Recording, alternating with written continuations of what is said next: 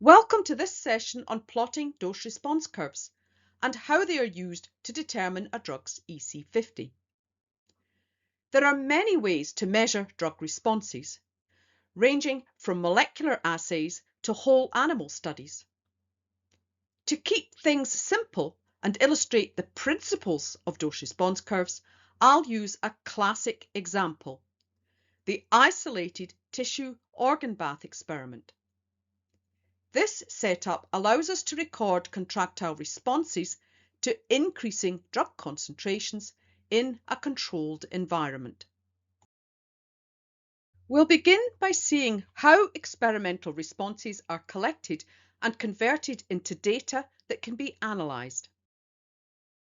We start with an isolated piece of ileum mounted in an organ bath and connected to a transducer. In this example, the preparation is recorded isotonically, meaning the tissue shortens as it contracts and the transducer measures the change in length. You may also encounter isometric recordings where the tissue length is held constant and the transducer measures the force of contraction instead. Both approaches quantify tissue responses, but they measure different physical properties. As the ileum contracts and relaxes, the transducer moves, and this movement is recorded as a trace on the graph. At the beginning of the experiment, the tissue is fully relaxed and establishes a stable baseline. A small amount of drug is then added to the organ bath. This produces a small contraction of the tissue, which appears as an upward deflection on the trace. After the response reaches a plateau, the tissue is allowed to stabilise and a higher concentration of the drug is applied, causing further contraction. Each subsequent addition produces a larger contraction, and each response is recorded in the same way.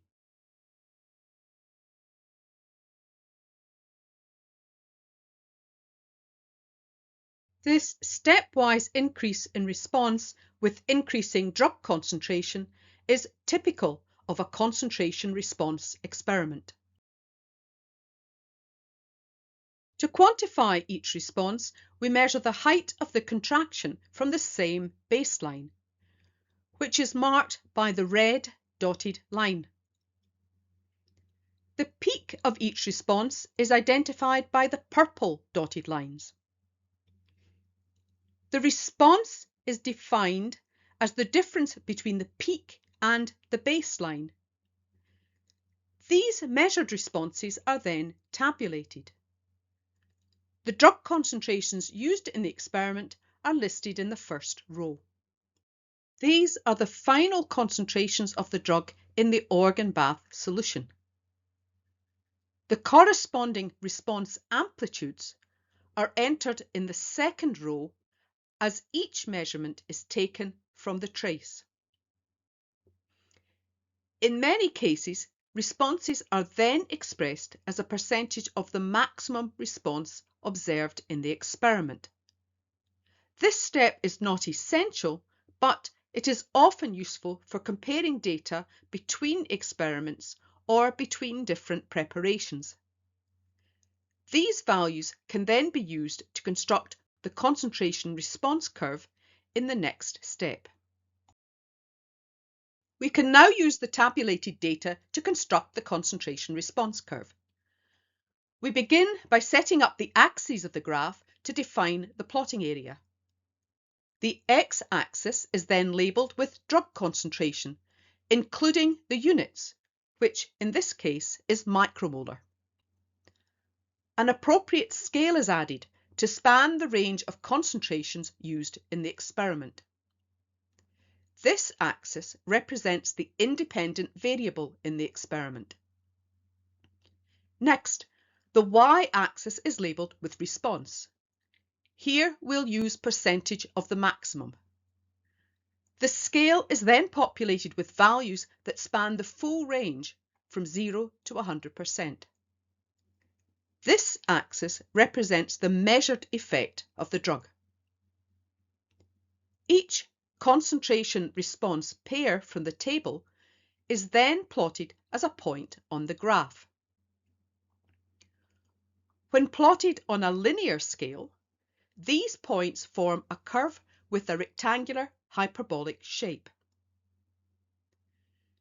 To determine the EC₅₀, we first identify 50% of the maximal response on the y-axis and draw a horizontal line across the graph. From the point where this line intersects the curve, a vertical line is dropped to the x-axis.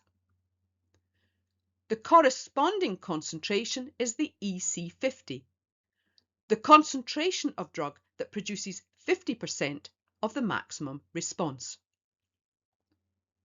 However, notice that most of the change in response occurs over a relatively narrow range of concentrations. As a result, many of the data points are crowded toward one end of the x-axis, which can make the EC₅₀ difficult to determine accurately. In the next slide, we'll see how using a logarithmic concentration scale helps resolve this problem. We'll now replot the same data using a logarithmic concentration scale. We start with the same response data and the 50% maximum response already identified on the graph. The first step is to convert each drug concentration into its logarithm, in this case the logarithm of the micromolar concentration. A logarithm tells us the power to which 10 must be raised to give that value. For example, a concentration of 10 micromolar has a log value of 1. 100 micromolar has a log value of 2. And 1 micromolar has a log value of 0. These values can be obtained using a calculator. Next, a new x-axis is drawn, labelled as the logarithm of drug concentration, not forgetting the units, and scaled appropriately. Using a logarithmic scale spreads the data points more evenly across the x-axis. The same concentration response pairs are then plotted against the logarithmic concentration values, and the points are connected. When plotted this way, the curve takes on a characteristic sigmoidal shape. The EC₅₀ is determined in the same way as before. We start at 50% of the maximum response, draw a horizontal line to the curve, and then drop a vertical line to the x-axis. This gives the log EC₅₀, which can be converted back to the actual concentration if required. This is done by taking the antilog, which is 10 to the power of the log EC₅₀. Using a logarithmic scale makes the central steep part of the curve easier to define and allows the EC₅₀ to be estimated more accurately. This is why concentration response data are usually plotted on a logarithmic concentration axis. There's an alternative way to plot concentration response data on a logarithmic scale, which you may encounter in textbooks or in practical classes. Instead of converting concentrations to their logarithms, the original concentration values are kept, but they are plotted on semi-logarithmic graph paper. In this format, the y-axis remains linear and is the same as before. As the logarithmic x-axis is drawn, you'll see that equal distances along the x-axis now represent tenfold changes in concentration. Between these, the axis is subdivided into equal logarithmic intervals. The intermediate values from 2 to 9 are shown in the first tenfold range to illustrate how the scale is constructed. Each step represents a multiplicative increase, not a linear one, and the spacing reflects the logarithmic nature of the axis. These subdivisions repeat in the same way for each subsequent decade, even when the individual numbers are not shown. Using the same response data, each concentration response pair is plotted on this semi-log scale. When plotted correctly, the points again form a sigmoidal concentration response curve. The EC₅₀ is determined in exactly the same way as before. A horizontal line is drawn from 50% of the maximum response to the curve, and a vertical line is dropped to the x-axis. The value read from the axis is the EC₅₀. Modern graphing software, such as GraphPad, Prism, or even Excel, achieves the same result by converting the x-axis to a logarithmic scale, while leaving the original concentration values unchanged. Although the appearance differs slightly, the information conveyed is the same. Whether logarithms are calculated explicitly or represented through a logarithmic axis, the goal is the same: to spread the data evenly, clearly define the central part of the curve, and allow the EC₅₀ to be estimated accurately. Let's address some common misconceptions that often arise when working with logarithmic concentration response curves. First, log concentration is not a new unit. Taking the logarithm of concentration is simply a mathematical transformation. It does not change the drug itself or the amount of drug present. Second, EC₅₀ is a concentration, not a log value. The EC₅₀ is read from the x-axis of the graph, but when that axis is logarithmic, the value must be converted back from log units into an actual concentration before it can be interpreted or reported. Third, the shape of the curve changes because of the scale, not the biology. The underlying data are identical, only the way the x-axis is represented has changed. Finally, zero or negative log values do not mean zero or negative drug. They simply indicate concentrations that are less than 1 in the chosen unit, such as less than 1 micromolar.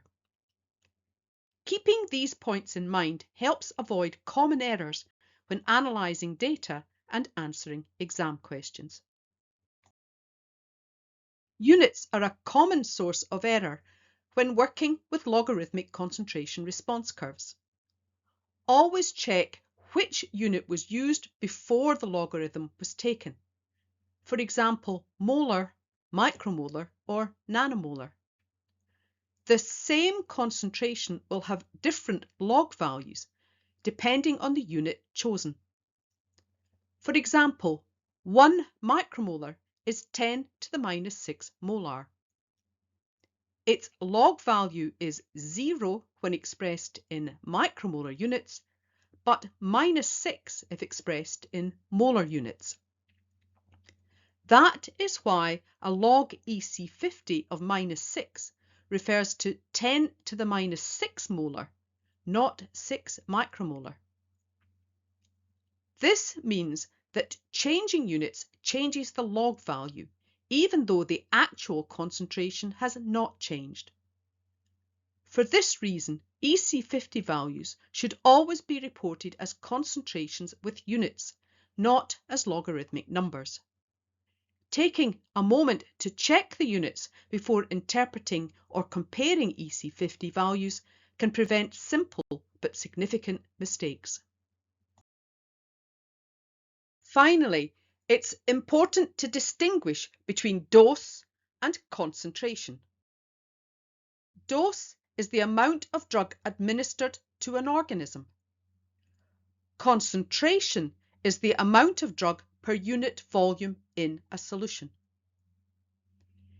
In practice, dose applies to in vivo studies, where a defined amount is given to the whole organism, while concentration applies to in vitro experiments, where the environment around cells or tissues is controlled. The drug is dissolved in physiological salt solution in which the experimental preparation is immersed. Responses measured in an in vivo experiment are plotted against the dose of the drug, producing a dose-response curve. Responses measured in an in vitro experiment are plotted against the drug concentration, producing a concentration response curve. Even though these are distinct concepts, you'll often hear dose-response curve used loosely for both. What matters is recognizing which variable the experiment is actually using. To summarize this lecture, we've seen how dose-response data are generated, measured, and analyzed. Experimental responses are first recorded and quantified, then plotted against either dose in vivo or concentration in vitro. From these plots, we can determine the EC₅₀ or ED₅₀, which is the concentration or dose of drug that produces 50% of the maximal response. Using a logarithmic concentration scale spreads the data more evenly, produces a sigmoidal curve, and allows the EC₅₀ to be estimated more accurately. Whether logarithms are calculated explicitly or represented using a logarithmic axis, the underlying principles are the same. Finally, careful attention to units is essential. Log values are not new units, and EC₅₀ values must always be interpreted and reported as concentrations. Together, these steps form the basis for analysing and comparing drug potency and efficacy using dose-response curves.